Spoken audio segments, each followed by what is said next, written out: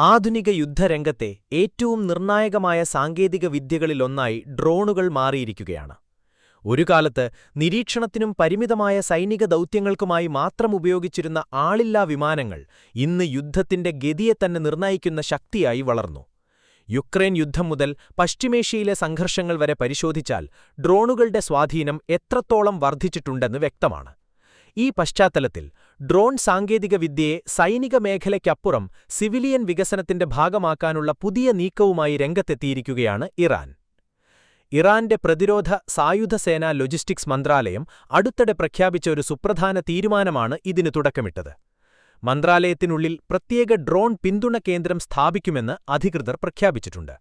സർക്കാർ വകുപ്പുകൾക്കും സൈനികേതര സ്ഥാപനങ്ങൾക്കും ആവശ്യമായ എല്ലാ സിവിലിയൻ ഡ്രോൺ സേവനങ്ങളുടെയും കേന്ദ്രമായി ഈ സംവിധാനം പ്രവർത്തിക്കും. അതായത്, ഡ്രോണുകളെ യുദ്ധോപകരണങ്ങളായി മാത്രം കാണാതെ സാമ്പത്തിക വികസനത്തിനും പൊതുസേവനങ്ങൾക്കും ദുരന്ത നിവാരണ പ്രവർത്തനങ്ങൾക്കും ഉപയോഗിക്കുന്നതിനുള്ള പുതിയ ഘട്ടത്തിലേക്കാണ് ഇറാൻ കടക്കുന്നത്.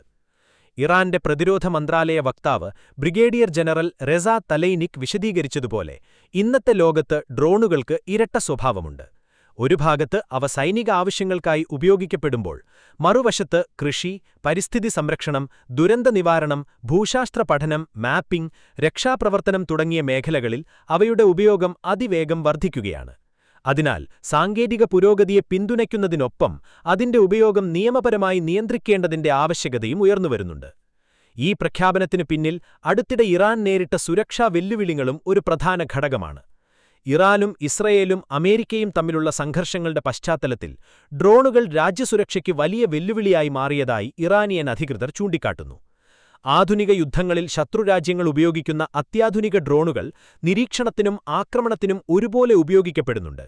അതിനാൽ സൈനിക പ്രതിരോധശേഷി വർദ്ധിപ്പിക്കുന്നതിനൊപ്പം രാജ്യത്തിനുള്ളിൽ പ്രവർത്തിക്കുന്ന സിവിലിയൻ ഡ്രോണുകളുടെ ഉപയോഗവും കൃത്യമായി നിരീക്ഷിക്കേണ്ട സാഹചര്യമുണ്ടായിട്ടുണ്ട്.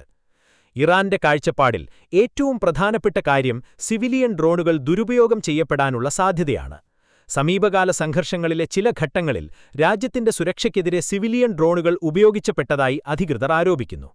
ഇതാണ് പുതിയ നിയമനിർമ്മാണത്തിന് പ്രചോദനമായതെന്ന് സർക്കാർ വിശദീകരിക്കുന്നു. ഇതുവരെ സിവിലിയൻ ഡ്രോണുകളെ നിയന്ത്രിക്കുന്ന സമഗ്രമായ നിയമം ഇറാനിൽ ഉണ്ടായിരുന്നില്ല. അതിനാൽ ഈ മേഖലയിലുണ്ടായിരുന്ന നിയമപരമായ ശൂന്യത നികത്തുകയാണ് പുതിയ നിയമത്തിന്റെ ലക്ഷ്യം. എന്നാൽ സുരക്ഷാവശം മാത്രമല്ല, സാമ്പത്തിക സാധ്യതകളും ഈ പദ്ധതിക്ക് പിന്നിലുണ്ട്. ലോകമെമ്പാടും ഡ്രോൺ വ്യവസായം അതിവേഗം വളരുന്ന സാഹചര്യത്തിൽ ഈ മേഖലയെ ഒരു പുതിയ സാമ്പത്തിക അവസരമായി ഇറാൻ കാണുന്നു.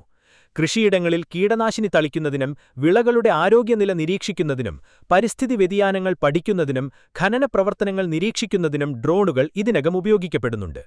മനുഷ്യർക്ക് നേരിട്ടെത്തിപ്പെടാൻ പ്രയാസമുള്ള പ്രദേശങ്ങളിൽ രക്ഷാപ്രവർത്തനങ്ങൾ നടത്താനും ദുരന്തബാധിത മേഖലകളിൽ വിവരശേഖരണം നടത്താനും ഡ്രോണുകൾ ഇന്ന് അനിവാര്യ ഉപകരണങ്ങളായി മാറിയിരിക്കുന്നു. ഇറാനിയൻ റെഡ് ക്രസന്റ് സൊസൈറ്റിക്ക് ആദ്യത്തെ പ്രത്യേക ഡ്രോൺ ഫ്ലീറ്റ് കൈമാറിയതായി പ്രതിരോധ മന്ത്രാലയം വ്യക്തമാക്കിയിട്ടുണ്ട്. ദുരന്ത നിവാരണ പ്രവർത്തനങ്ങളിൽ ഇത് വലിയ പങ്ക് വഹിക്കുമെന്നാണ് വിലയിരുത്തൽ. ഭൂകമ്പം, വെള്ളപ്പൊക്കം, മണ്ണിടിച്ചിൽ തുടങ്ങിയ സാഹചര്യങ്ങളിൽ മനുഷ്യർക്ക് സുരക്ഷിതമായി എത്തിച്ചേരാൻ കഴിയാത്ത സ്ഥലങ്ങളിൽ സ്ഥിതിഗതികൾ വിലയിരുത്താനും കുടുങ്ങിക്കിടക്കുന്നവരെ കണ്ടെത്താനും ഇത്തരം ഡ്രോണുകൾ സഹായിക്കും. ഡ്രോൺ സാങ്കേതികവിദ്യയുടെ മറ്റൊരു പ്രധാന വശം കയറ്റുമതിയാണ്. വർഷങ്ങളായി സൈനിക ഡ്രോൺ നിർമ്മാണ രംഗത്ത് ശ്രദ്ധേയമായ പുരോഗതി കൈവരിച്ച രാജ്യമാണ് ഇറാൻ. ഇപ്പോൾ ആ സാങ്കേതികവിദ്യയുടെ സിവിലിയൻ പതിപ്പുകൾ അന്താരാഷ്ട്ര വിപണിയിലെത്തിക്കാനുള്ള സാധ്യതകളാണ് സർക്കാർ പരിശോധിക്കുന്നത്. അതിന് ശാസ്ത്ര സാങ്കേതിക സ്ഥാപനങ്ങൾക്കും വിജ്ഞാനാധിഷ്ഠിത കമ്പനികൾക്കും പ്രത്യേക പ്രോത്സാഹനങ്ങൾ, നികുതി ഇളവുകൾ, സാമ്പത്തിക സഹായങ്ങൾ, വായ്പാ പദ്ധതികൾ എന്നിവ നൽകാനാണ് തീരുമാനം. ഇത് വെറുമൊരു സാങ്കേതിക പദ്ധതിയല്ല, ഇറാന്റെ സാമ്പത്തിക, സുരക്ഷ, വ്യവസായ നയങ്ങളുടെ ഭാഗമായുള്ള ദീർഘകാല തന്ത്രമാണ്. ഉപരോധങ്ങളും അന്താരാഷ്ട്ര സമ്മർദ്ദങ്ങളും നേരിടുന്ന സാഹചര്യത്തിൽ ആഭ്യന്തര താന്ത്രികതകളെ ആശ്രയിച്ച് പുതിയ വ്യവസായ മേഖലകൾ സൃഷ്ടിക്കാനുള്ള ശ്രമത്തിന്റെ ഭാഗമായും ഇതിനെ കാണാം.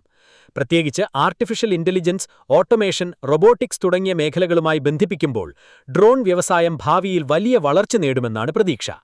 ഇന്നത്തെ ലോകത്ത് ഡ്രോണുകൾ വെറും യുദ്ധോപകരണങ്ങളല്ല. കൃഷി മുതൽ ആരോഗ്യരംഗം വരെ, രക്ഷാപ്രവർത്തനം മുതൽ പരിസ്ഥിതി സംരക്ഷണം വരെ വ്യാപിച്ചുകിടക്കുന്ന ബഹുമുഖ തന്ത്രജ്ഞാനമാണവ. അതിനാൽ തന്നെ സൈനിക ശക്തിയുടെ പ്രതീകമായി അറിയപ്പെട്ടിരുന്ന ഡ്രോണുകളെ സിവിലിയൻ വികസനത്തിന്റെയും സാമ്പത്തിക പുരോഗതിയുടെയും ഉപകരണങ്ങളാക്കി മാറ്റാനുള്ള ഇറാന്റെ പുതിയ നീക്കം ആഗോളതലത്തിൽ ശ്രദ്ധേയമായൊരു പരീക്ഷണമായിട്ടാണ് വിലയിരുത്തപ്പെടുന്നത്.